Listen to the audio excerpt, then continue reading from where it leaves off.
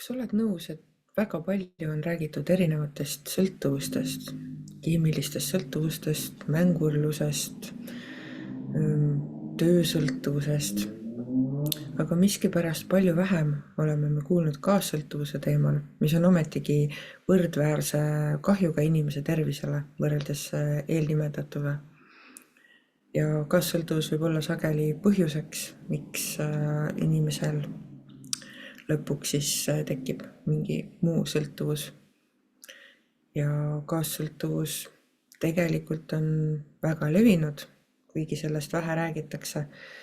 Ja mingil määral puudutab see meid kõiki läbi lähisuhete.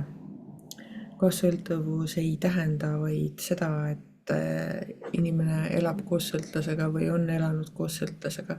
Kaassõltuvus võib tekkida ka näiteks lapsepõlves kogetud vääriti kohtlemise tagajärjel, kus siis vanemad on lapsest tahtmatult või tahtlikult mõningatel juhtudel tekitanud sellist ebapiisavuse, saamatuse, häbitunnet ja see jääb saatma läbi kogu elu kahjuks ja põhjustab hulganisti erinevaid piiravaid uskumusi enda kohta, mis ei lase elada täisväärtuslikku elu. Madal enesehinnang näiteks ja ongi see, sellega ongi kõik seotud, eks ju, see madal enesehinnang, ma ei saa, ma ei oska, ma ei ole piisavalt see, teine, kolmas.